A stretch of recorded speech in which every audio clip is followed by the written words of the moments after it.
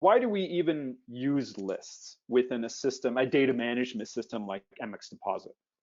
Well, one of the most important reasons is to just maintain consistency across different users and across different projects. So we just want to make sure that when loggers are logging core or taking soil samples or doing blast hole logging, we just want to make sure that everybody's using the same codes, the same rock type codes, the same mineralization codes and alteration codes and that sort of thing. So we just want to make sure that everybody's speaking the same language, using the same code, so that when we get to the point that we're querying the data out of MX Deposit and ultimately using it for some sort of modeling or even some analysis, then we've got this consistent convention that everybody's used. And from different projects, so from an operating mine through to a brownfields exploration, all the way through to a new field that we're just kicking rocks and logging samples. Again, we want to use similar codes and similar conventions so that we can reconcile all of the geological terms across the different groups, across the different projects.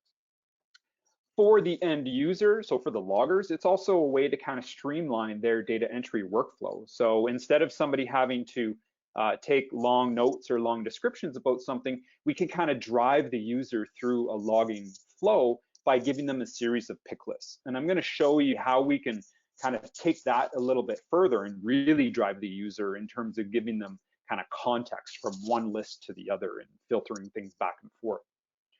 And then another scenario is using pick lists as an input to a calculated field. So this could be maybe in a geotech log or figuring out a correction for an azimuth value based on a year. Maybe that changes over years. So how we could use lists as an input into a calculated column. This topic really applies to both the web application and the mobile application. So the work that we're going to do on the web and in the configuration definitely has an impact on what's happening on the mobile app, right? The end users and the end loggers. List administration. The way to get to the list administration screen, pretty straightforward. So every user with your name, there's this configuration icon. And when you click on that, it brings up this configuration menu. So under this logging step, the first option here is lists.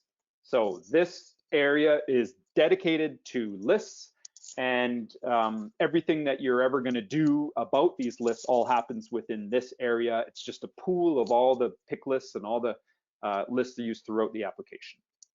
So a few things right out that we can do in this main list landing screen, right? So we can organize our lists into these categories at the top, right? So there's going to be a bunch of these categories just predefined in your account. So we always start out an account with a bunch of predefined lists and a bunch of predefined categories.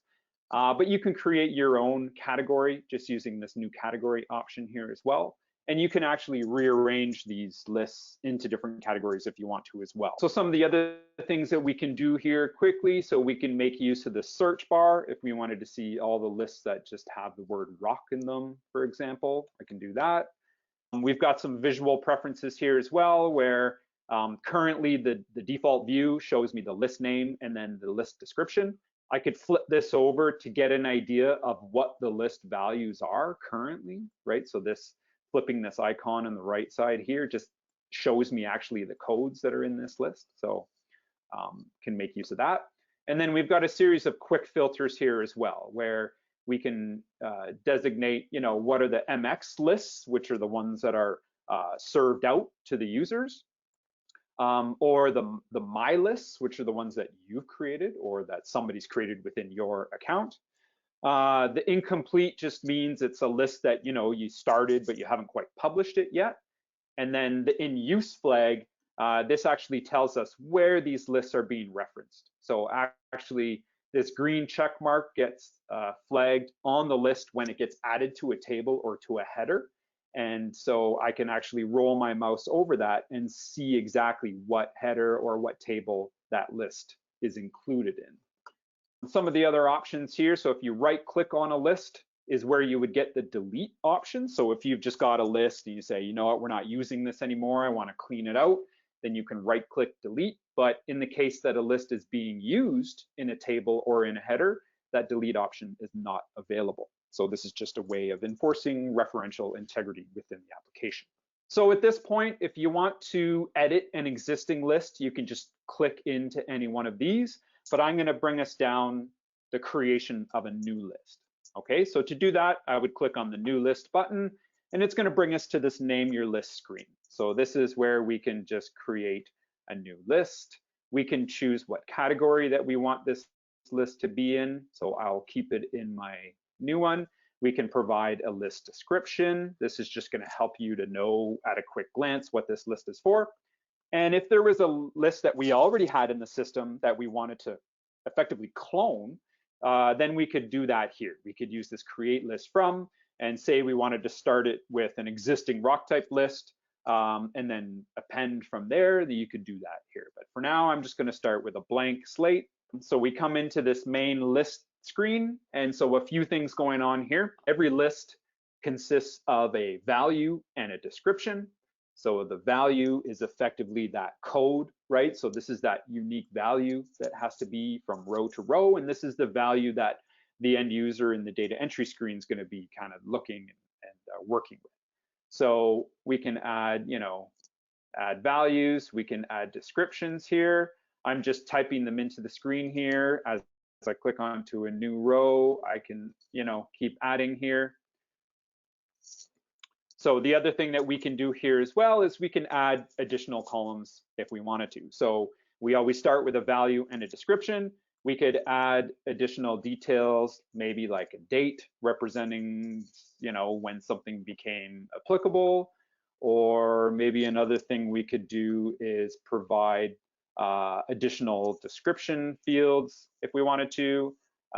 Say we maybe want to have like a Spanish and a French description field.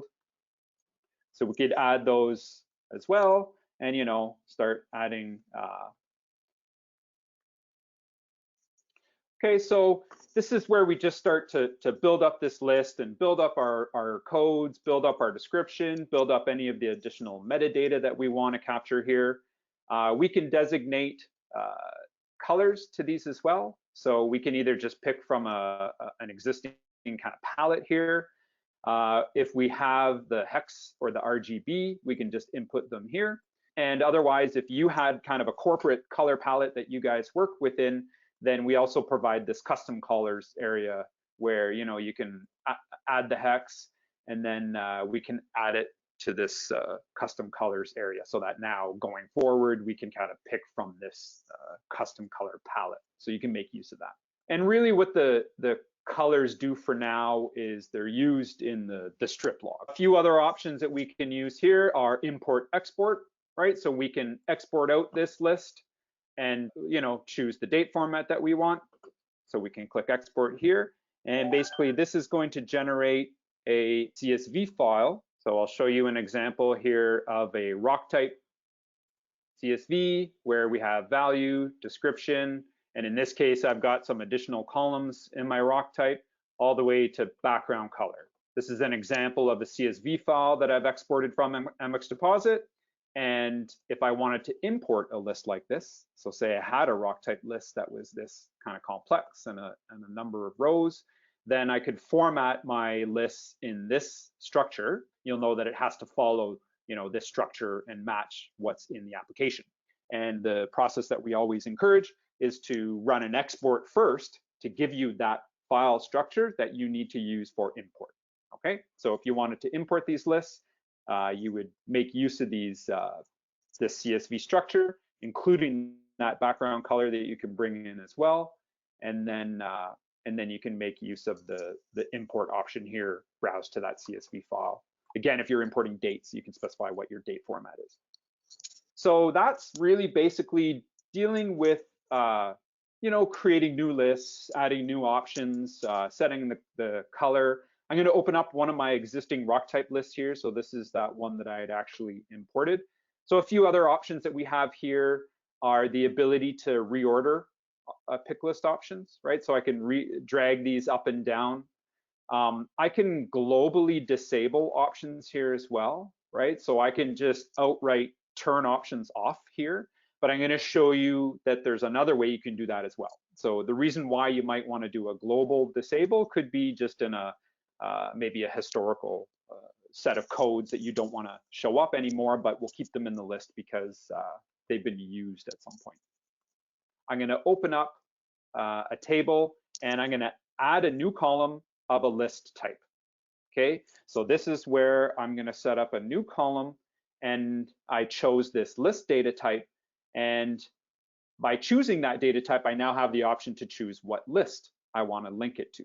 So I'm going to use that new list that I picked up, and I can see that as I flip back through these other columns, I've got list, that one's linked to my rock type, this one is this subgroup list, that sort of thing, right? So it's really just as easy as, you know, creating these new fields, creating these new columns, and then indicating what kind of data type it is. So similarly for a header field, I can indicate this is a new header field list type. And again, I could link right to any of those lists as well. And as far as the data entry screen, so what that starts to look like now, I already have an activity set up here, but this is that table where I added this new column. So right away, as a user starts to come in here, we can start to see these options, right? And you can see all of the columns show up. So my value description, these different French description, English description, these are all visible by default, but I'll show you in a bit where we can actually control that visibility a little bit. And then another scenario to kind of draw your attention to is this one where I might have this really big, long, detailed rock type list that, you know, maybe it's a lot to ask the user to kind of browse through this. And I'm going to show you how we have an option that we can actually drive the user a little bit. So you might see where I'm going, and I'm kind of setting the scene here. So in this particular case, I've got, you know, a rock group, a subgroup, and a rock type. And I'm going to show you in a second how we can make use of that. Okay, so as far one little thing just to note here on the data entry screen as well. So as a user is in here, there's full keyboard options as far as searching, right? So you can start searching, and it's going to just give me all the options that kind of match that option. And I'm using the down arrow to kind of browse and navigate and enter to select that value, right? So users can really make use of that keyboard navigation in this data entry screen. Okay, so now we're going to get into some of the more advanced options with lists. I'm going to dive right into an activity that I've got configured here. I'm on the logging step, and I'm going to dive into this configure lists area. So what this does is it gives me a view for this table of all the columns that are tied to a pick list. Okay, so I can see all the options that are showing here, and this gives me another view where I can disable some of these options, right? So I showed you previously where we have this kind of global disable options, but we can do it again here, which really gives us the control to, you know, have these kind of global master legends and master rock type lists. But then now within an activity, we can really refine that. So if we've got a master rock type legend that's got 150 different rock type codes, but for a field mapping program, we're ever going to encounter, you know, we're only going to encounter 10 or 15 of those codes, then you can refine that here and really just, you know, only show the user what's relevant to that specific project, that specific kind of context. Okay. A few other things that we can work on here. So here's my new column that's tied to that new list. If I click on this more menu here, I can show hide columns. So here's where I could actually limit to say, you know what, I don't want to show that description. I only want to show the Spanish description for this particular activity. And then in another activity, you might only want to show the French description. And then in another activity, you might want to show the English description. So this is where you can really refine, again, what the end user sees and really make use of some of these additional metadata columns. And then the other thing we can do here is set these as defaults. So as a user adds a new row of data, this value one's just automatically going to get set. So now one of the neat things that we can do here with these lists is here's an example where I've got a rock group, a subgroup, and a rock type. We can actually start to build links between them so that the rock type list that the user is presented is actually filtered based on what group and subgroup they've selected. So you can set up a series of these links. So I'll show you. I'm going to start right at the bottom, and from this rock type list, I'm going to set up a link to the subgroup. Okay, so what that means now is that as a user chooses an option in the subgroup, I can indicate what option should be visible to the user. So for this first option, they're only going to see those options. And for this second option in the subgroup, I'm going to limit it, to these next ones. And then you can just kind of keep going from there. And I'm also going to send a link, set up another link from the subgroup up to the rock group, so that as a user chooses this igneous option, then they only get, these options. So you can see how we can start to get quite complex in these links and in these kind of cascading relationships. And what we end up with then is the end user has this interface where, I can't do anything within these linked lists, and it's actually showing me in the interface, what field that they're linked to. So I can't do anything yet here because it's all being driven here. So a user would come in first and choose the rock group, and then that's going to filter the subgroup options that they have, and that's going to subsequently filter the rock type options that they have. And you can keep going. You can set up lists, different lists on different columns, lots of different options, lots of different ways that you can make use of that. So one other use of lists here is that kind of lookup scenario. So here I've got just an example of using, here's like an infill strength pick list that I had created, where it's got, a code, a description, and then it's got some of these kind of geotech codes and values that we might start using in subsequent calculations. So what I'm showing on the screen here is that as a user chooses a code here, we're actually able to do a lookup in this pick list and return back different columns. So as I choose, say, none, my description is going to change and this Q value is going to change. So it's actually performing a lookup as we go so that any downstream calculated columns can make use of those, pick list codes and additional columns. Okay, so that's it.